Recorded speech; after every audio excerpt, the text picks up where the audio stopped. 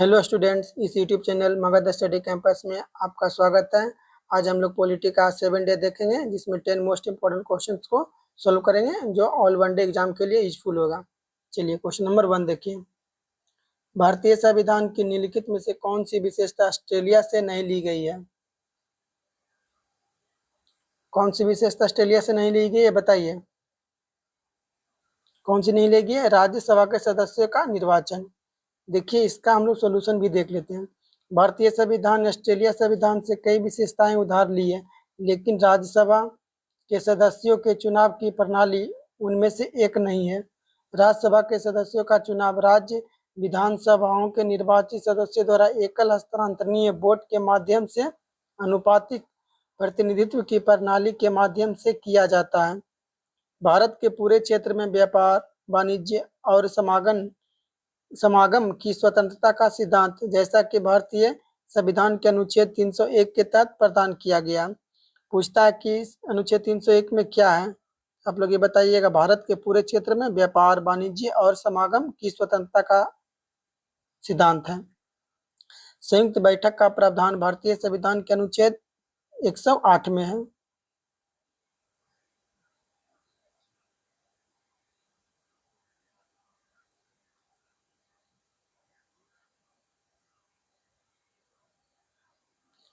Question number 2 देखिए। निम्नलिखित में से कौन सा विधेयक बजट में प्रस्तावित करों के अधिरोपण, उन्मूलन या विनियमन पर विवरण प्रदान करता है?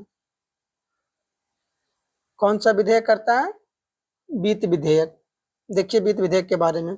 वित्त विधेयक एक विधायी प्रस्ताव है जो आगामी वित्तीय वर्ष के लिए वित्तीय प्रस्तावों को प्रभावी करने के लिए संसद में केंद्रीय बजट के साथ प्रस्तुत किया जाता है। वित्त विधेयक भारतीय संविधान के अनुच्छेद 110 के अनुसार एक धन विधेयक है, जिसका अर्थ है कि यह मुख्य रूप से कराधान और सरकारी खर्च से संबंधित है।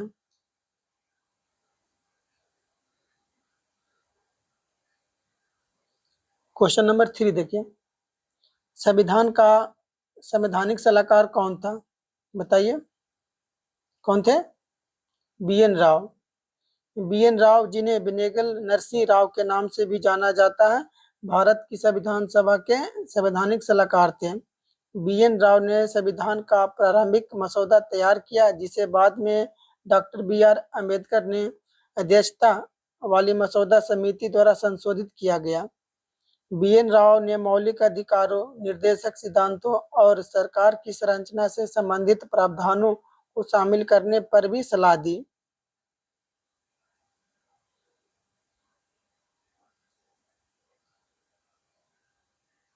चलिए क्वेश्चन नंबर 4 देखिए। भारतीय संविधान के निम्नलिखित में से कौन सी विशेषता जापान से उधार ली गई है? बताइए कौन सी ली गई है? विधि द्वारा स्थापित प्रक्रिया की अवधारणा।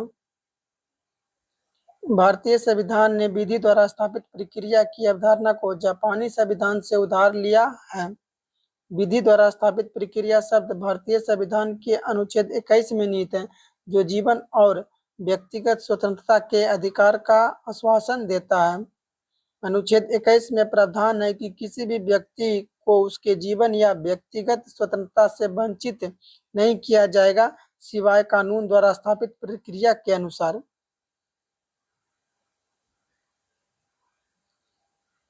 Question number 5। अंतर्राष्ट्रीय न्यायालय कहाँ स्थित है, बताइए। कहाँ स्थित है? हेग में स्थित है। देखिए, अंतर्राष्ट्रीय न्यायालय संयुक्त राष्ट्र का प्रमुख न्यायिक अंग है, जिसकी स्थापना 1945 में संयुक्त राष्ट्र चार्टर द्वारा की गई थी। यह हेग में नीदरलैंड में स्थित है। न्यायालय में 15 न्यायाधीश होते हैं, जो संयुक्त राष्ट्र महासभा और सुरक्षा परिषद द्वारा 9 साल के कार्यकाल के लिए चुने जाते हैं।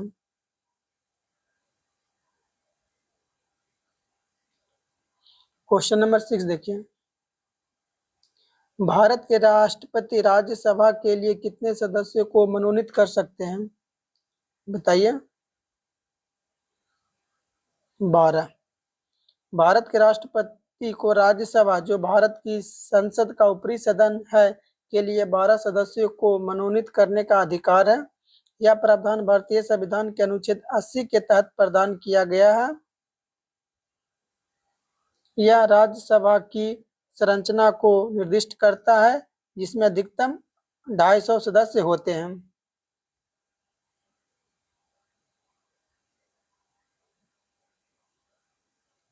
क्वेश्चन नंबर 7 देखिए, भारतीय संविधान के निम्नलिखित में से कौन सी विशेषता संयुक्त राज्य अमेरिका से ली गई है? बताइए कौन सी ली गई है? मौलिक अधिकार। देखिए, भारतीय संविधान में मौलिक अधिकार अमेरिकी संविधान में अधिकारों के विधेयक से प्रेरित है।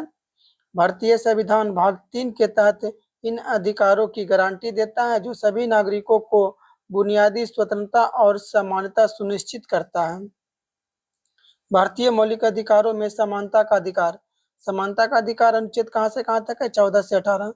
स्वतंत्रता का अधिकार अनुच्छेद 19 से 22 और संवैधानिक उपचार का अधिकार अनुच्छेद 32 जैसे अधिकार शामिल हैं। क्वेश्चन नंबर 8 देखिए, निम्नलिखित में से कौन सा भारतीय संविधान में उल्लिखित मौलिक कर्तव्य नहीं है? कौन सा मौलिक कर्तव्य नहीं है? बताइए। 4th नंबर, कार्यपालिका से न्यायपालिका का पृथक्करण। मौलिक कर्तव्य कितना है? 11।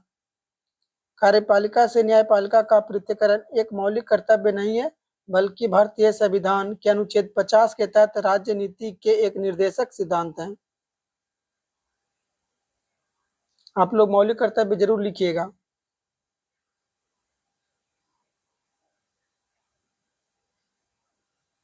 क्वेश्चन नंबर 9 देखिए, भारत के राष्ट्रपति पद के चुनाव लड़ने के लिए निम्नलिखित में से कौन सी योग्यता आवश्यक है? बताइए। उसे केंद्र सरकार के अधीन कोई लाभ का पद धारण करना होगा? नहीं। उसे लोकसभा का सदस्य बनने के लिए अर्हता प्राप्त होनी चाहिए? हाँ। इसमें कौन सा सही है? केवल 2 सही है। भारत के संविधान के अनुच्छेद 58 के अनुसार व्यक्ति को भारत का नागरिक होना चाहिए। व्यक्ति ने 35 वर्ष की आयु पूरी कर ली हो।